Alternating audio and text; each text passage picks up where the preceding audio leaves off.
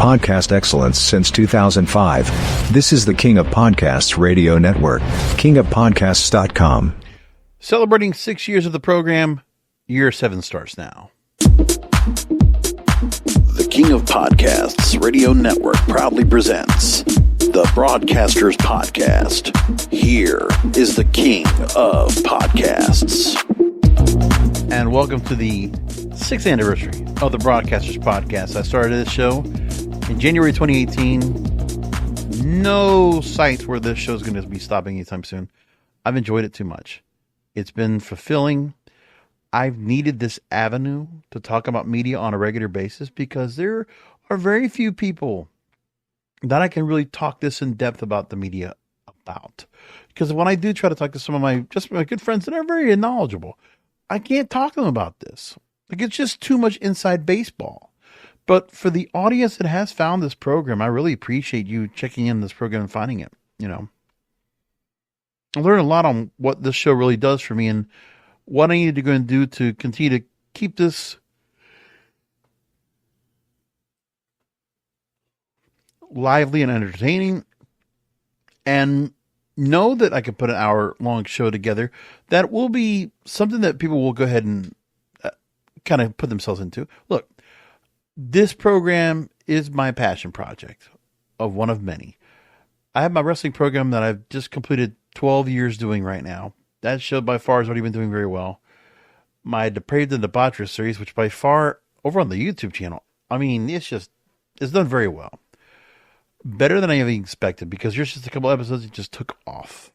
And so that show does well for me so far. And, you know, like I said, I can't complain about it. But on the audio side, I noticed a lot of my fans, a lot of the listeners will listen to this program, this podcast, in audio form, not necessarily on the YouTube channel. But if you want to catch it on the YouTube, I do put captions on those. And if you see captions on the clips I put out there, you'll see I also do captions as well for the same on the entire show. So if you want a reason to go ahead and find the episodes of the Broadcasters Podcast on the YouTube channel, YouTube at King of Podcasts, I mean, you can do that. And you'll find the newest episodes there, same time as the audio episodes. But what I do is I also add captions. So you have those to kind of read along with. If you can't listen to the show the entire time, you got to listen in between, and you just want to catch what I read, you can do that. At least you'll have that to go and work off of, which is great. Makes it a little bit easier to go and catch if you can't listen to the whole show. Whatever I can do. So tonight, I'm going to be playing back an interview that I did earlier today. I was on with my friend Lou Pate. You know, I always refer to the Lou Pate Bum. He's a radio journeyman, radio host, does a lot of political talk, but in a day like New Year's Day, where he's filling in 5 hours in Philadelphia, he will, generously offer an hour of his time on the air with him, so we can go and talk. And it's basically, I get on there for an hour and I get to talk about stuff like this right here.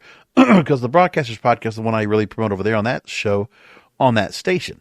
So I want to thank especially Lou Pate and the folks at Talk Radio 1210 WPHT, an Odyssey radio station in Philadelphia, for the chance to be on the program. Like, it's really wonderful to go and have that opportunity to go and really bring out and let the King of the Podcast brand get out there and shine. Because even I took a little Depraved and Debaucherous over there on the program today.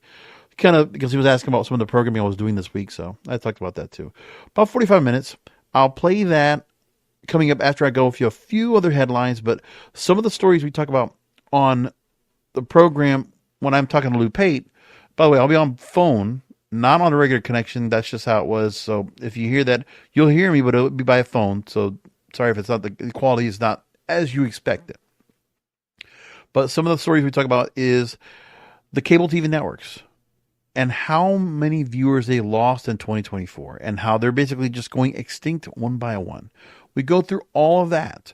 And then we also go through the glutton of Hollywood sequels, adaptations, remakes, rehashes, revivals, all of it. We go through quite a bit of that as well. But there's a few stories I want to bring up before we get into that, and then, take it from there. There's one radio story we'll bring up, and I'll bring that up after the interview that Lou Pate did with me. But a couple things I want to bring up real quick. Leading into movies couple things we should go ahead and keep an eye on right now. So Hollywood mergers and acquisitions are expected to be really big in place coming up. So Lionsgate, the studios, which you see a lot of content on Stars, or you see the movies that are being made. AMC Networks and Roku are potential acquisition targets. Now, there were 24 merger and acquisition deals in media in 2024. Or excuse me, there was a double-digit percentage increase that's expected for 2025 as opposed to 2024. So Paramount Global right now is closing up their $8 billion merger with Skydance Media. Silver Lake is working a $13 billion deal to take Endeavor Group Holdings private among the deals on track to close this year. Comcast spinning off its cable network portfolio. Warner Brothers Discovery's restructuring. Lionsgate split from Stars, suggesting even more deal making could be imminent. So what will that mean about the Power series? Oh no. I'm kind of curious what will happen to that, because I do like those shows. Now, during the Biden administration, without getting into politics, major entertainment and tech industry deal-making slowed down as regulators at SEC and DOJ fostered an environment that was largely unfavorable to big deals that could create larger companies with more concentrated industry power. But now with a new administration in-house, factors could be coming in where it would be more favorable for mergers and acquisitions, analysts and investment bankers have told TheWrap.com. So how deal making can be pushed forward because there will be a decline in interest rates, most likely, a continued deterioration of the linear TV business, the ongoing push to achieve streaming profitability, and pent-up demand over the past 2 years, especially on private equity. So those things are going to be all considered the reasons why we're getting a lot of more consolidation among companies, which sucks because that means more companies are going to be put in the hands of big corporations. It's not what I want, but it might be what will be happening. We'll see what happens with it all together. Like I said, Lionsgate is being looked at right now as an acquisition target. Same thing for AMC Networks. Same thing for Roku. The other part we need to keep an eye on, Comcast, when their decision to spin off the cable network portfolio, which is MSNBC, CNBC, USA, Oxygen E, Sci-Fi Golf Channel, into a standalone publicly traded company. We know that Paramount and Skydance, also that merger, the cable networks, they will also have the issues where Paramount Pictures, MTV, Nickelodeon, CBS will be all into play. We have to go and find out what's going to happen with all this. For the box office coming up in 2025, the prediction will be that they expect to go and make over $9 billion overall in movie box office, which is huge, but you got to think about why it's going to be able to get that. Now, they're saying $9 billion compared to last year. So worldwide last year, overall, we had a box office of $8.6 billion. Slightly below 2023, better than 2022, but still not as good as the 2019 numbers, which were from 2009 to 2019 were in double digits, over $10 to $11 billion for the box office. But in the meantime, the prices for tickets have gone up. Average ticket price right now, $10.78, not changed from 2023 or 2024. It's going to go up in 2025. Make sure of that. So for the box office, they're saying, here's what's going to happen right now. There is expected to be 110 movies in 2025 that will open in more than 2,000 theaters apiece, 15 more than last year, and the most ever since the pandemic. And for next year, one of the biggest movies that will be coming out will be 20th Century Studios' Avatar: Fire and Ash. No changes to the windows as to when movies will be off of movie screens and moved to premium video on demand. Some of that will still be around the same thing, about 30 to 46 days. That's still the plan for most of the major studios anyway. That's what we're going to be doing. But for them to reach that prediction of almost $9 billion, 20% of those 110 movies have to make more than $20 million each. That's a big ask for that. A big, big ask. So over the summer, there will be 38 wide releases. You have James Gunn's Superman, Tom Cruise's Mission Impossible: The Final Reckoning, 2 Marvel movies, and Thunderbolts and the Fantastic Four's First Steps, and Universal's Jurassic World Rebirth. Rolling with the interview that I had in my appearance on the Lou Pate Show on WPHT in Philadelphia earlier today. Happy New Year to you. How are you? So good, Lou. Glad I didn't stay home and watch any television. I went and worked out. I went out and worked yesterday. I didn't want to catch myself watching any of those balls. Because, when New Year's used to have like great shows and a lot of events. I mean, did anybody do anything like overly spectacular for New Year's last night on television? There wasn't, right? No, there's never. Actually, a lot of that stuff is recorded like months and weeks ago. It's not even. Yeah. Obviously in Times Square, that's live. But when you see anything that's inside, anything that's in a studio, that's not live. A lot of that was recorded a long time ago, and it's become an embarrassment from Dick Clark's Rockin' Eve to Andy Cohen and Anderson Cooper trying too hard to be controversial. It's sad. It's pathetic. It's like, I'm embarrassed for Anderson Cooper. Go take your Vanderbilt money because you're a Nepo baby, and Andy Cohen, whoever got you in, whatever, he probably had to do a little bit more than Anderson Cooper, if you know what I'm saying. To get in the door there. I mean, they're embarrassed. Doing shots on the air. You're just trying. We want to be mentioned in the paper tomorrow. We want to be mentioned on social media tomorrow. It's sad, George. Am I wrong? Well, but the thing, too, is that you got to remember, most people that are watching on like CNN right there, they're probably drunk already by that point. So when they're watching them, they're kind of like just going along and like whatever they're seeing, it gets amplified. It just looks a little bit better, a little more entertaining. And actually, I still think that Kathy Griffin was a better suit for Anderson Cooper because she kept pushing buttons and kept just getting him out of his comfort zone. That was the fun part about that. Well, if you're watching CNN on New Year's Eve, you're either in hospice or you're in some type of debilitated health state where you're on an IV and you can't move. Maybe you just had a stroke and you're paralyzed. Yeah. Or, that's pretty much the only people who are watching CNN on New Year's Eve. But yeah, it's definitely gone down because they're all trying too hard. Everybody's trying to be so cool and everybody wants to go viral. But I don't watch it. You were out working. You make us all look bad. Seacrest. You want to see how much Botox and how much work he's gotten done to his face? I mean, and then the kind of the outdated acts they bring on. They're like, oh, this person was popular like 8 years ago. Okay, that's smart. Luis Fonsi. Despacito was like a song. How long ago was that? A song chart topper? What are we doing here? We're kind of digging out the old things, It's like, it's one thing for Dick Clark to bring out Barry Manilow every year, but it's like some of these people they bring on are just kind of like okay, they've been a little bit out of the spotlight for a while. Who's the blonde country singer? What's the Louisville Slugger? Carrie Underwood. Well, Carrie Underwood. Got her because of American Idol. Yeah, she's going to be on there. She's going to be a judge. But is it? Yeah, so that was a promo for what she's got coming up. But I mean, she was an attractive woman. What's with all the face work she had done? You know what? I still wouldn't complain. I mean, she's had kids. I still think it looks great, in my opinion. But hey, when you're single like I am, anybody looks good. So she still looks great to me. Might not look like she did when she started on American Idol, but she looks great. That might be the quote of the year, and we're early into the new year, George. What about Carrie Underwood? I still wouldn't complain. That's true. And listen, no. I'm not single, and I still wouldn't complain. But what is this? A contest to see who can get the most face work done? I mean, it's just like you mentioned Ryan Seacrest. Did he have any work done?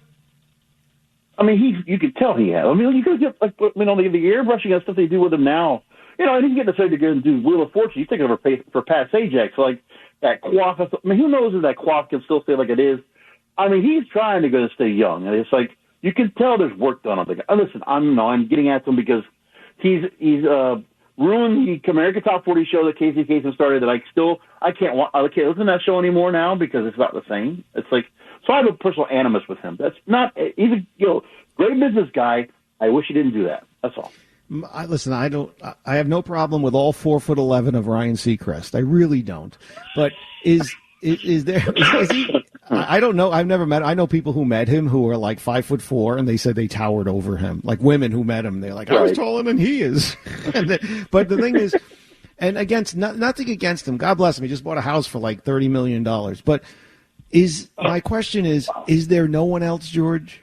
Is that in corporate-run terrestrial radio, probably thousands of people were laid off between the beginning of November and the end of the year of 2024. There are a lot of people out there, many of which who are very talented, looking for jobs, yet Ryan Seacrest, he does the Kiss show in Los Angeles. Now he's doing Jeopardy. And then, all the other projects he's got going on. It's like, really? Is there nobody else? No one else can do these shows except for Ryan Seacrest? Are you kidding me? Lou, I've said this before on the WPHT airways before.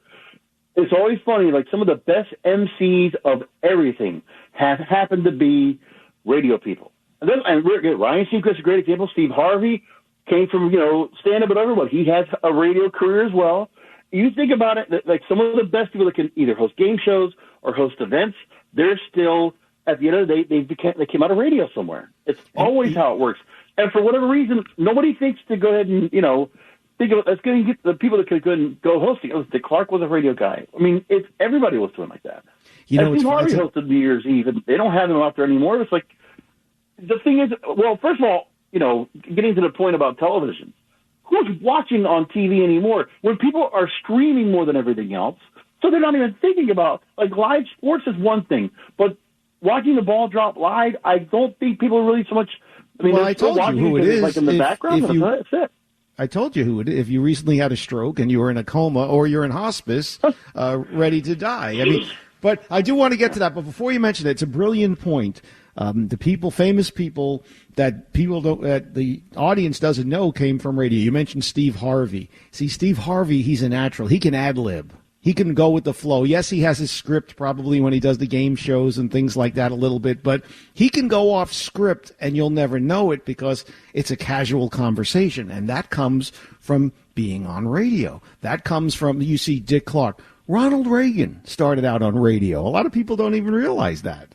I mean, there is somebody on radio that we both know that actually got to start doing New Year's coverage. Jimmy Fallon, huh? Here we go. There's the fresh new crop of talent for you, right? Leading people into the new year, Jimmy Fallon. Definitely a fresh crop. I'll tell you that. I don't know about the last word, but anyway, you're getting. Oh, by the way, George Hermida, the king of podcasts. I'll promote his website, even though for folks listening now, he's teasing me about Jimmy Fallon because Jimmy Fallon beat me out for the Fox Across America job. So that's George sticking it to the host. Oh, man, that's going to leave a mark. I mean, you wonder, radio guy that still is hosting events, there you go. It was like that, Did he host on Fox? I don't know. I mean, they had Cat Tyrus. Cat Tyrus hosted a New Year's event. Kennedy was like a bartender, and they did some of the stand-up people they have on the Gutfeld show did stand-up acts. So it wasn't that bad. I saw some of it. It was not bad at all. And then Fela, I didn't see it, but I know he roasted the New Year. He was on for the hour before. Yeah, Gutfeld and comedy is like an oxymoron, though, to be quite. As someone who has done stand-up, Gutfeld, I'm sorry, he's not funny. I always joked, I think this is what got kicked me off Fox, is I used to joke that I'm going to start a podcast called Funnier Than Gutfeld, That's Not Hard. That might have gotten me kicked off Fox. Well, you know what? It's easy comedy, because it's always like, okay, punchline, Joy Behar, punchline, Chris Christie. It's the same. I mean, I still laugh at it because it's such easy, dumb comedy. It's like, and I know they know this. Wait, hold on, George. You say easy. You say easy. I say lazy. It is. It totally is. Now, but it's better than most comedy we get. Let's be honest with that. Well, that's not saying much when you have Colbert and Kimmel and Fall Down Fallon, the drunk. That was another thing I got trouble. Hosted on NBC? Seth Meyers hosted New Year's Eve last night. It's the whole Lorne Green is what's his name? Not Lorne Green. That's Ponderosa. What's Lorne Michaels? Who's the guy from Saturday Night Live? He's got all his boys in there with these cushy jobs. Seth Meyers. You want to talk about a lack of talent? I mean, come on. I mean, please. You're paying Fallon $40 million. You can't have him host New Year's Eve. What is going on with that? How many bottles? Myers. Man, I should have stayed home for that. I was filling in for someone named who would not be mentioned on Fox News once, and I didn't realize he was good friends with Jimmy Fallon, and it was after, like, there was a story of Fallon falling down yet again, and this time he fell on a piece of glass, and he got, like, a bunch of stitches, 32 stitches or something like that. So I was always referring to him as Fall Down Fallon, the drunk, not knowing that the host was good friends with him. I kind of got in a little bit of trouble for that one, but that's okay. That's what talk radio is about, right? Speaking the truth. Fallon's a fall down drunk. Let's stop pretending. What do you have going on? What are your latest podcasts? You got the Debauchery podcast. You got Podcasters Row. You got the Broadcasters podcast. What can people look for when they go to kingofpodcast.com? Well, I actually did knock out a couple of podcasts before the new year started up. Did a year review for Depraved and Debaucherous. It's really dating, society, relationships, culture. And, there was just so much of these kind of trends that were going on. There was, for guys, they were being, first of all, told that this is the year the nice guy is going to be in place. We had friendship marriages where in Japan they're trying to do a thing where that we can be married, but we're not going to have sex. So it's a marriage legally, but it's not consummated, and you're going to be friends. Right. Don't they know that men and women cannot be friends? But this is in Japan. I'm just telling you, I was warning the rest of the world. It doesn't matter. Women are just as crazy in Japan as they are in the rest of the world. Well, the 4B movement. Remember you heard about that after the presidential election? The thing was, I called that out back in May, 6 months before it happened. I saw it happening. Listen, no, you were way ahead on that. Here, and it was. You were way ahead on that. And for those who don't know, please tell the WPHT audience what that was and how you called it out, please. So the 4B movement, it's a Korean thing, but the words have another meaning behind it. But it's basically being abstinent, no kids, never married, and no boyfriends.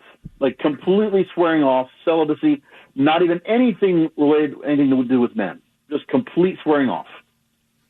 Well, we're not talking about it's not a gay thing. It's just swearing off men. Yeah. Period. Exactly. Wasn't there a thing after Trump won that women were going to withhold sex from their husbands and boyfriends if they voted for Trump? That was exactly that. Oh, we're going to shave our hair. We're not going to date you anymore. You're going to have to go ahead and, fend for yourselves. Yeah, it was this whole outrage from that. They just saw this thing as a trend. They picked it up. And then you see all these women going crazy online, which, it's a minority, but, they get out there to get attention. They say, oh, we're going to do this because we're all triggered. Hey, what are you going to do? I mean, it's just as bad as the trigger you see on news and on the cable news anyway. I'm surprised some of those women didn't do the 4B movement themselves. Wasn't that more of an if you talk to Reed, she already has. Wasn't that more of an attempt for people to go viral? Yeah, it was. That's what I'm saying. I think Joy Reid might have already kind of led the charge on it. Now I want to get back to the other thing. Most cable TV networks lost viewers in 2024. Some have lost over 50%, George. Now I know that CNN and MSNBC have gotten a lot of ink that they don't want, talking about their severe drop in ratings.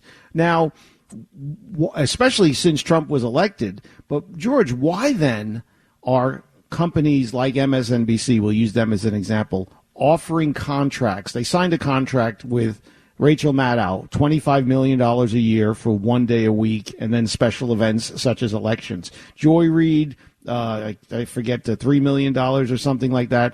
Stephanie Ruhle, who has absolutely zero talent at all. I mean, the poll isn't even waiting for her, and they're looking at her between 1 and 3 million. So why are they offering contracts to people who were there when the ratings skydived? That's very puzzling. It has to be who they know, or people within the company just think that these are the people within the Harvard Ivy League circles that they come from. These are the people that need to be speaking to their people. I don't know anybody else. But they're not paying attention to the rest of the audience. I don't think they really understand what they're saying or who they're trying to talk to. They don't want to talk to Middle America. They don't want to talk to anyone. They just want to go ahead and just do their own thing. That's it. So they didn't learn. Bubble. So they didn't learn. So are they being subsidized by somebody? I mean, because they're not making any money if you lose 50% of your audience. You can't afford to be paying someone $25 million a year to work 1 day a week. Oh, no, they're getting propped up. They're not making it. Well, you know who's making where they're making money from is all those ads from like the drug companies, Pfizer, Moderna, and Lilly, and all those. Like that's probably where they're making it. That's where they make their money from. If you see the commercials they get, those are the people that are propping them up. So basically, it's my pet peeve in life. I'm going to be popping my peas here. My pet peeve in life about nepotism and cronyism, which if anybody who knows me, if anybody who's ever listened to me, has heard me rail on about who knows who in the industry and how they have no business being on the air when radio, forget it, and TV the same. So you think that's the same with the big names on TV as well? Yeah, I mean, I do. Well, I asked it as a question, but you kind of have to, George, because that's the way it is. Anybody who's on the air, radio or TV, it's because of who they know, except for, obviously, the fill-in hosts. Well, because, I mean, the thing is, we don't have, well, this is a part of a bigger subject, but, how many times do you see anybody that becomes popular from somewhere else and all of a sudden makes their way up? There always used to be like a crossover, where the mainstream and some of those grassroots or viral would connect. And then somehow those people would go ahead and be found and then pulled in, and they would be recruited and modeled to go ahead and work on television or work in movies or whatever. You don't see that much anymore. Because, again, it's just like anything else. There's always this system of they bring somebody on board. These network executives think, well, these are the people that we want to have on to do these shows. And, they don't look at focus groups or peer studies. They don't pay attention to that. They just think, we're going to just shove this person on here. And, we see that right now. Listen, we haven't talked about Fox News, but we know there's certain people that are over there as well. Same thing. They get pushed over there, and they're positioned like, why did they get over there in the first place? I will never go ahead and question anymore about, like, why somebody gets the job like they get. It doesn't matter anymore. It's like, yeah, it's all about who they know. But George, hold that thought. We got to take a quick break. George Hermida, the King of Podcasts. Check him out at www.kingofpodcast.com. On Twitter is it at KOP? Oh, at King of Podcasts. At King of Podcasts. I always get those two confused. When we come back, we're going to talk about how it's not just cable news. It's not just politics. It's children's shows and cartoons as well that are suffering. You're listening to 1210 WPHT. Y'all can't see it right now, but our special guest, George Hermida, the King of Podcasts, is dancing. I know he is. I can't see him either, but I know that groove gets in his soul, and he starts dancing. George Hermida, the King of Podcasts, at King of Podcasts on X, and go to www.kingofpodcasts.com. George, talking about the fall in ratings, we talked a little bit about cable news, but they're still signing on the same talents. Before we move on to children's shows, do you think that's because there's the rumors that like MSNBC is going to be sold, put on the block? So let's give Maddow $25 million. Let them deal with the contract later. You think that's part of it? They don't care because they know it's going away. Yeah, the thing is, well, we already know that this is part of a longer trend because right now, we have NBC Universal that's decided to go and take a number of their channels, push them off as their own separate company. And eventually they're going to get sold off to somebody else. The thing is, it's just part of a thing right now with these companies where to go ahead and continue to spend on streaming or to continue to have the revenue on streaming come in and to kind of lay off some of the dead weight that the cable channels have become. They're kind of pushing them off to their own companies. Paramount's doing the same thing right now because they've already taken Nickelodeon, VH1, MTV, and they're taking some of their programming, any content they were putting on there that was original is off. Like MTV right now, I think VH1, they're going to start running Friends and Big Bang Theory reruns for the duration until they get sold. So it's not even mattering anymore what they're putting on the air anymore. They're just putting them off to the side. So MSNBC's caught in the crossfire because the ratings are bad, and somebody else could take them over and have what they want. And CNBC, the same thing. They're going to get pushed off, no longer attached to NBC News. So without that, their value is going to go down. But the thing is, they don't want to keep operating as much as they are. So for them, those contracts, somebody's going to inherit those contracts we were talking about before. Mm-hmm. I don't know who's going to take it, but somebody's going to take that, put them off to the side. Okay, who wants to buy them? But they're going to have to figure out a way to go ahead and probably, buy out of those contracts. Then they're expensive contracts. I'm glad you brought up Nickelodeon and Paramount because, as I said, it's not just political channels, and you mentioned a business channel, CNBC. I appreciate that. You're looking at the children's networks. Nickelodeon down 31%. Teen Nick down 53%. Nick Jr. down 39%. Nicktoons down 12%. Disney XD 44% down. Disney Channel down 17%. The Cartoon Network is not rated, but Primetime's been replaced by Adult Swim. I don't even know what Adult Swim is. Do you? Yeah, so that's like the more like the adult themed concepts, like the Rick and Mortys of the world. So whatever Cartoon Network was much more kid oriented, the thing is Adult Swim is like their late night programming, which is a little more like, the ratings are PG and up. And they said, well, now they're just going to go ahead and just give the primetime all of it, because it used to be only starting at like around 10 o'clock or 11 o'clock. So like the kids don't even worry about it. They're watching on streaming. So Cartoon Network is now for older audience. That's like everything else, because there are no young people watching cable. They've stopped. They're watching streaming, or they're watching social media, or watching streams by somebody out there being goofy. That's pretty much it. Yeah, TikTok videos and whatnot. So basically, again, we talked about the fall for cable news ratings, MSNBC, most notably CNN. But this is not just because the drop in cable viewership is not just because Donald Trump won and the Republicans retained the House and won the Senate. This is more of a cultural, generational thing, because, as I mentioned, we're talking about Nickelodeon and all their subsidiaries there, all their Nick channels that I just named, Disney, the Cartoon Network. Obviously, the kids are not watching any politics, and everybody, I don't have any kids. I've been very fortunate in life, George. I do not have that anchor weighing me down. I do not have children sucking the life out of my very existence, and then I have to pretend because I'm a parent that, oh, no, it's wonderful being a parent. Parents say that in order to suck you in, okay? Because they don't want to see guys like me happy, so they try to suck you in. No, parenting is the greatest thing ever. You too could have the life sucked out of you and drained financially. Yes, it's wonderful.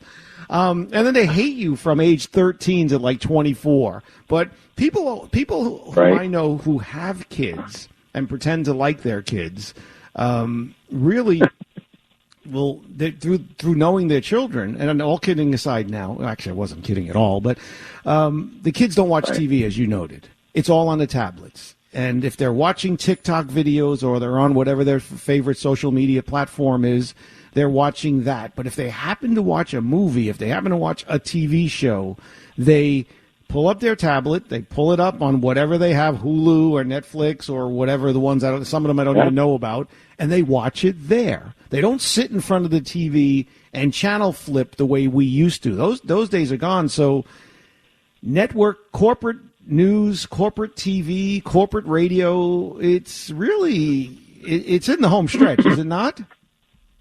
Well, but think about it like this.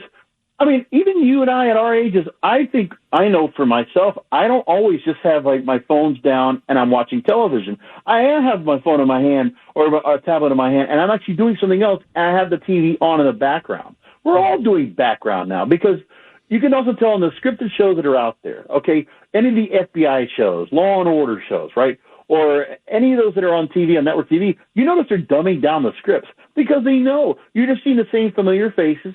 They don't have the kind of budget that you have anymore. The writing's not as good as it was anymore because they've all gone to streaming or somewhere else.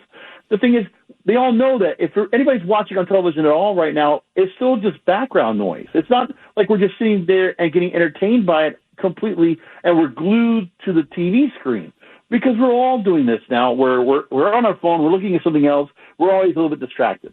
And something else will come up, oh, there's something about this, I got to look this up real quick, and all those kind of things. I remember the days. We're all doing that now. George, I'm old enough to remember when Brian Krause was Brian Krause. Do you remember that? Yeah. A nice Jewish boy from, I forget where he's from, but all of a sudden one day he announced, no, I'm no longer Brian Krause, I'm now Krause. And he wouldn't give interviews if the person was going to call him Krause. So like, really, dude, you're on like 6 Feet Under and whatever cop or disaster show he's on. But it's funny how these people get so full of themselves where they change the pronunciation. Colbert. Right, he's Colbert. All of his family in South Carolina are Colbert. He's Colbert. He wants to be French. I mean, it's a joke how it goes to their heads. But George, please, No more FBI shows, no more cop shows. Please, no fireman shows. I can't stand real-life firemen as it is, let alone fireman shows, lawyer shows. We don't need any more of these. Am I leaving anybody out? Any genre out? What do you want, man? Dick Wolf has like 10 shows on the air, and he's getting paid. Like, what do you want? He's basically he's supplying all the programs basically on all these channels. But remember, this is a normal thing now, like on streaming. Ryan Murphy, he has like 3 or 4 shows. Shonda Rhimes, Taylor Sheridan runs all of Paramount Plus. Like, that's what everybody's doing right now. And for those who don't know, Sheridan is Yellowstone, and was it 1823, 1923? What was that show? 1923, 1883, Landsman, which is a great show, by the way. If you haven't caught that yet, that's awesome. I have not. Love it. On your recommendation, George, King of Podcasts, I will. No, just for Billy Bob Thornton's performance, you got to watch that. Like, it gives you kind of like the Yellowstone, but also gives you Dallas vibes.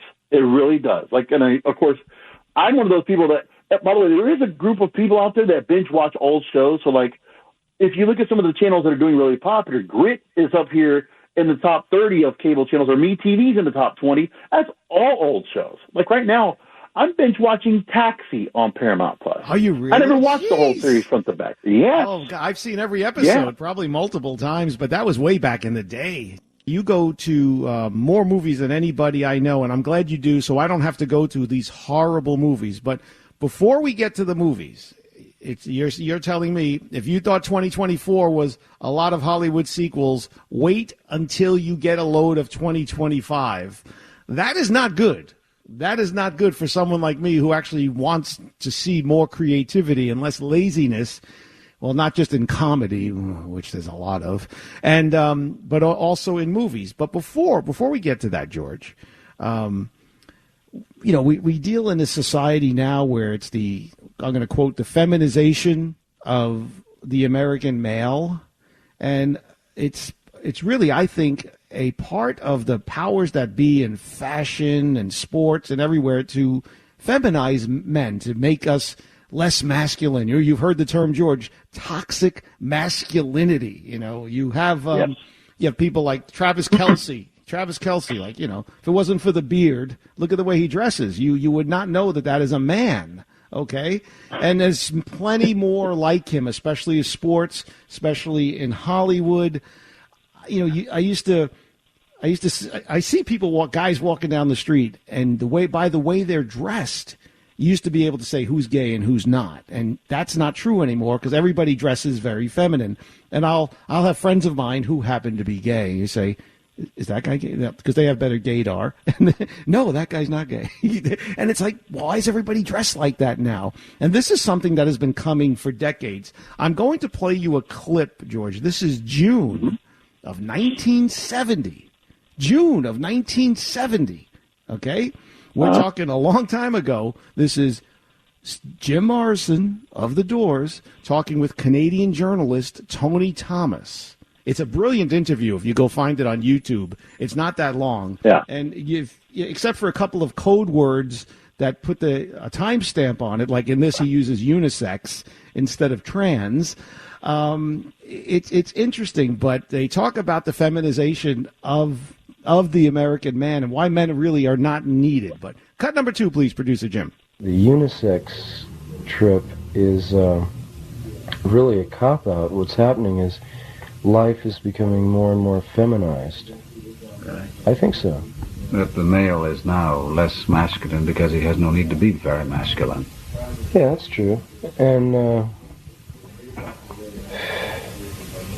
there's no frontier to conquer, and hunting and fishing and all that. It's not a basic survival thing. And I think life is becoming increasingly feminized. And softer for man. Mm-hmm. Now, there's a lot more to it, and I encourage people to listen to that whole interview. George, you do your podcast, Depraved and Debaucherous. You talk a lot about dating and relationships between the sexes, and this is 55 years ago. They were talking about it, and again, except for the word unisex, you could apply that to what's been going on for the last, 5 to 10 years. What do you think? Oh, if I didn't have enough of a admiration for Jim Morrison and the Doors, I have much more now. I really appreciate it. And honestly, somebody was just kind of really thinking, it's nice to have somebody a good, honest, smart thought, because we don't have computers. You didn't have computers and anything like that. You can actually have like free thinking, have time to think about things like this, and realize, looking down the line in the future, seeing how people were acting. Even in the 1970s, people were just changing. But again, also changing at that time was women's liberation, the feminization of women, going more feminist, which I think also kind of changed the balance of the pendulum, where men were supposed to be more like men, women were supposed to be more traditional women.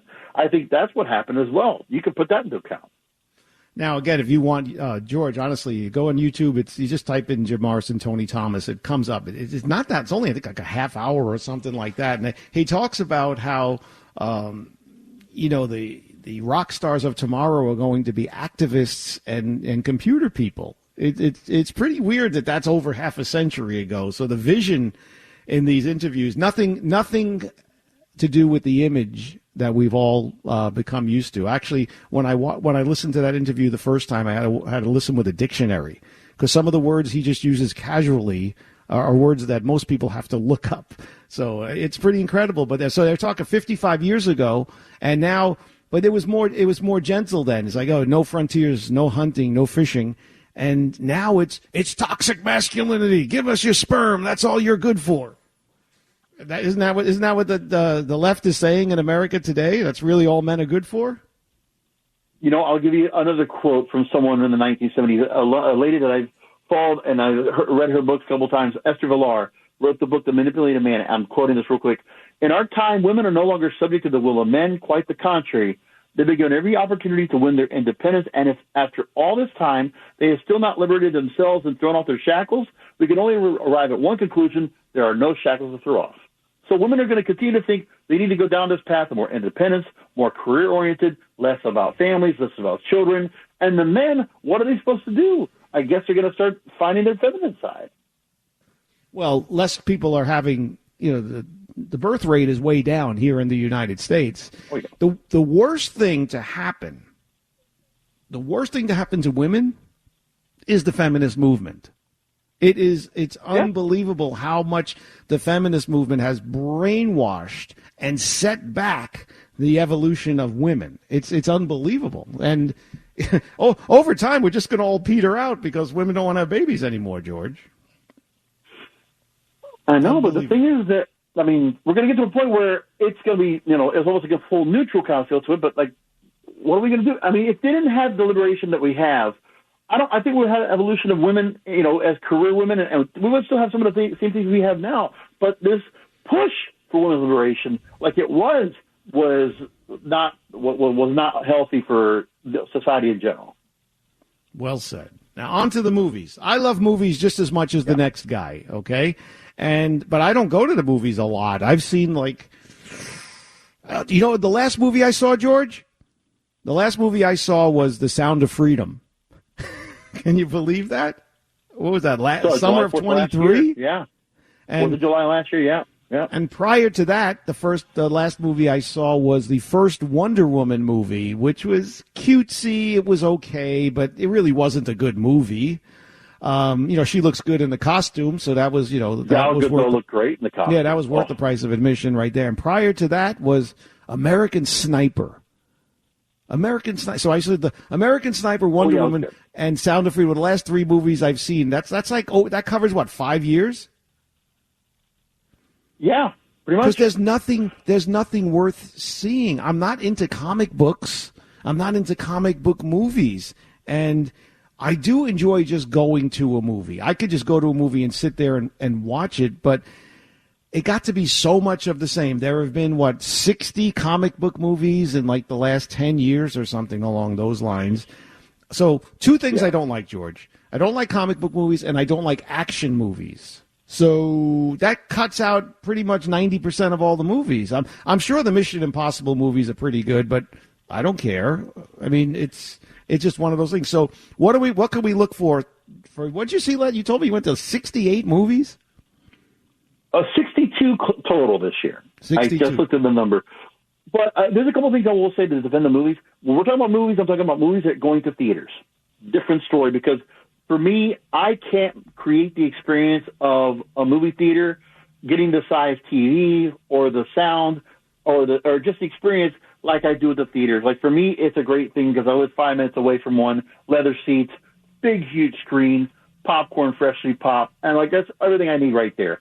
Now, as for but the hold movies on, themselves, George, I want you to know when I talk about movies, I'm talking about going to the theater. I used to like growing up in the Bronx, going down to Fordham Road, going to the Loewy's Paradise, which was this mammoth theater. They could have put Broadway plays on there. The screen was so giant, and you go there, like you said, you get your popcorn, you get your candy, and then the movie started relatively quick. They might show one or two trailers. It wasn't 45 minutes or a half hour of commercials and then trailers. It was the movie experience. I remember they used to have in a theater near my house, it was escape to the movies, they used to say.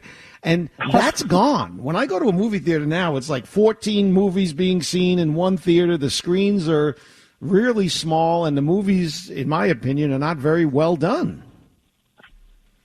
Well, they're still making pretty good movies. The difference is there still is the barrier. Like, if you're going to have a movie go into exhibition and be shown in theaters, it has to be something there, because I can tell you anything that's on streaming or out that's not on the theater screen is still like direct to cable, direct to video, like it used to be when you go to Blockbuster. It's still like that. Netflix and all these others, they have not gotten the quality movies to such a level. See, if they put the money where their mouth is and put it in theaters, that's one thing. But if they're not, there's a reason why you go to the movies, because the movies still have better quality. They got a big budget, and they'll put it out there. And the movies they're going to put out next year, a lot of money being put into it. You got another Mission Impossible, the final one with Tom Cruise. You have the John Wick spinoff with Ballerina, another Predator movie, 28 years later, after 28 days, whatever it was, that horror movie. 20 years later, they're going to bring back the original writer, director, and star, all coming back for that. And you got, again, like you said, the franchises. So, like Jurassic World, they're doing another one. Another Captain America. Another Saw. Saw 11 we're at now. These kind of things are what we're getting for next year.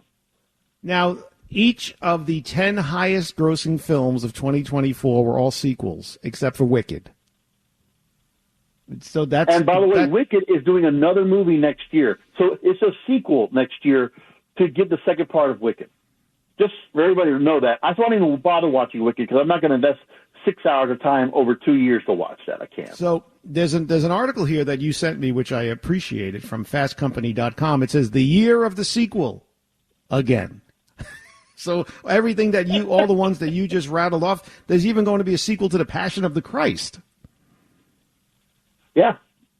Yeah. So, I mean, oh no, and Mel Gibson also said he's doing Lethal Weapon 5 because the original director that passed away, they got the script ready. He's like, if I pass away, I still want you to do the movie. Like, okay.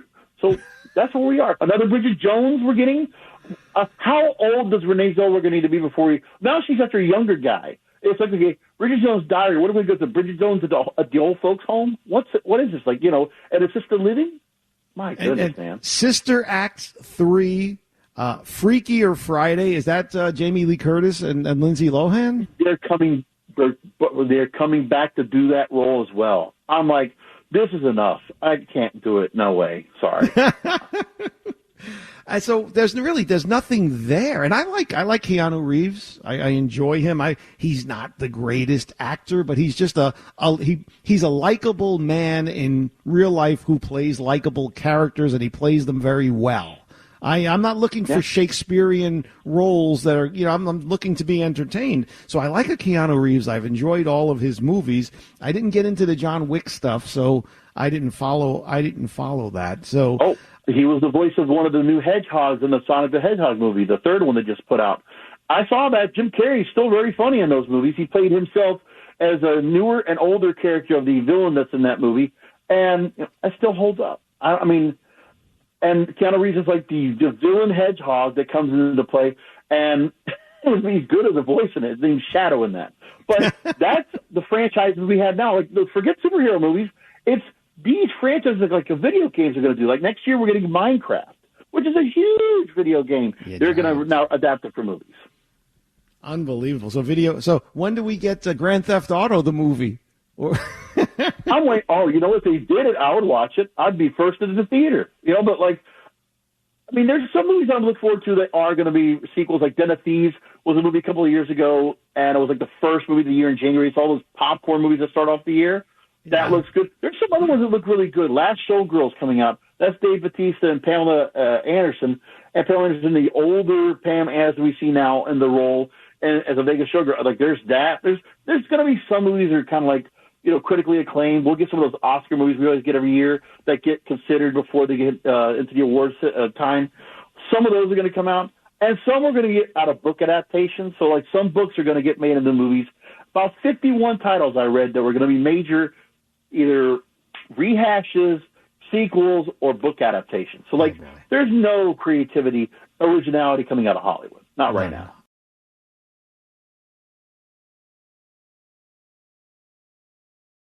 George Hermida, he's the host of the numerous podcasts that you will find there. He is our special guest here on this New Year's Day. We'll take a quick break. It's 1210 WPHT.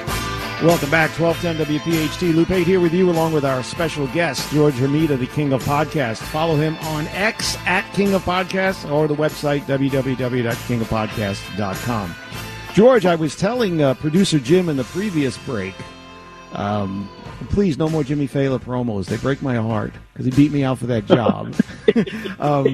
That I binged watched season 1. It was only 4 episodes of the National Geographic documentary on the Indonesia tidal wave that actually affected not just Indonesia but Thailand and 12 other countries. It was fascinating because it was all these people who survived 20 years later. That's the kind of stuff I like. You know, I like to laugh too, but there's not too many good comedians out there. Certainly not Greg Gutfeld, I'll tell you that. And it's and certainly not Fallon or any of the late night guys. I could run circles around those guys, and I don't need a teleprompter. But you know, the Jim and I were talking about how, you know, we both saw Jurassic Park and loved it, but didn't need to see any more. Same thing about Saw. Saw the first one, really enjoyed it, but then didn't need to see it anymore because it's kind of going to be more of the same. Some of the movies I watch right now that are new, I don't go back looking for them again. I'm not necessarily saying, okay, I can go back and watch it again. Like, if there's something like, you know, and I say to my father, hey, you want to watch this? I might go back and watch it again, but, like, I'm not going out of my way to watch new movies and catch them again. They're a bit disposable, I feel like. Some of them don't hold the quality like some of the movies I would like. Give me a Godfather 1 and 2, or give me a Scarface, or, you know, I was watching the other day, Good, Bad, and the Ugly. Like, if you give me that and I'm stopping on it, I'm going to probably watch it. That's just quality. I don't watch movies, but I don't watch, once I've seen them, it's pretty much it. But The Good, the Bad, and the Ugly, I watched that. I saw it about a month ago, so they must be rotating it. And oh gosh, it is incredible. It's just so funny that Eli Wallach, a nice Jewish actor, played the Mexican. Yeah. Blondie. There you go. It was great. Hold on. And I tip my hat to the baddest bad guy of all time, Lee Van Cleef. Come on. I mean, how incredible is Lee Van Cleef? Oh, brilliant. Totally brilliant.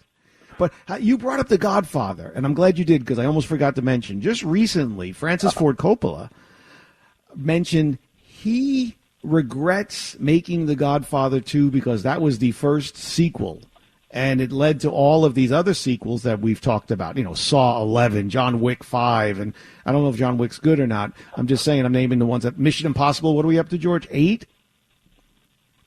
Yes, I think so, yeah. And so he laments the fact that he made The Godfather 2. Than the first. Okay, but the sequel was better than the first. The sequel was better. I mean, he can't knock himself on that. Listen, he might feel bad about that, but he should feel worse about Megalopolis, the movie he put out this year. Which all the money he lost. It's not great, but you must watch that movie. You have to watch that movie because for Adam Driver's sake, like that, the script, what they had him say. Incredible. I'm going to watch it again because it's such a train wreck. It's awesomely bad. And people will go ahead and quote this. It's like Starship Troopers. It's like, you know, it's going to be one of those movies that people are going to talk about, like just an awesomely bad movie. It's going to be a cult movie. I guarantee it.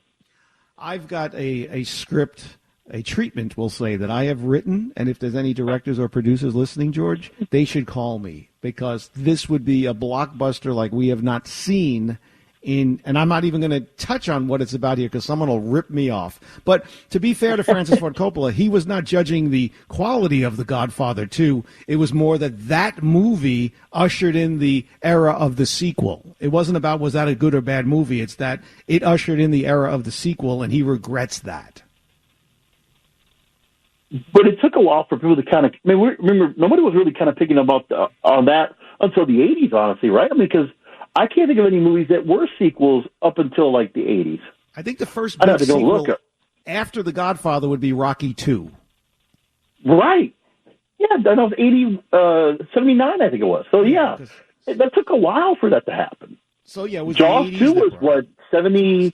was there? I forget when the second Jaws was, but there was a second one. But I know it was around the same time. But that's years later. It wasn't right away.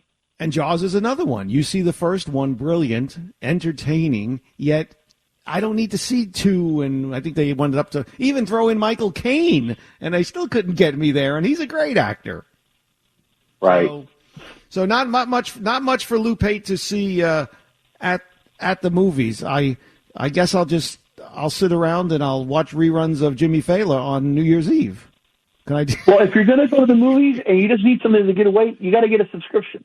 It's the only way to watch. The pay for one-day prices is not worth it. No. And I tease about Jimmy Fallon because he did beat me out for that job. George, we're up against it. I got to run, but kingofpodcast.com on Twitter @kingofpodcast. Thank you very much for your time. Do appreciate it. Happy New Year. Thank you. Happy New Year. And only say today Happy New Year, not a week later, folks. I'm with you on that. Thanks for saying that. You're listening to 1210 WPHT. One last story to go ahead and bring up right now from Media Radar, that despite the growing dominance of digital channels, traditional media remain resilient in 2024, according to a new report. Quote, radio remained relatively stable, with local radio seeing slight growth, underscoring its continued relevance for local advertisers as well as local national advertisers looking to tailor the messages to local audiences, they say. This is from an ad market research firm, by the way. Obviously, they're in the take from probably like the National Association of Broadcasters to kind of like give a little bit of help to make advertisers look at traditional media still before they decide to go ahead and drop off altogether. Television had a 3% increase in media spending this year. That's, of course, the presidential election dollars and other major sporting events like the Olympics. TV was second place. Print media was deteriorating, down 11% overall. 6% of that investment came to print media.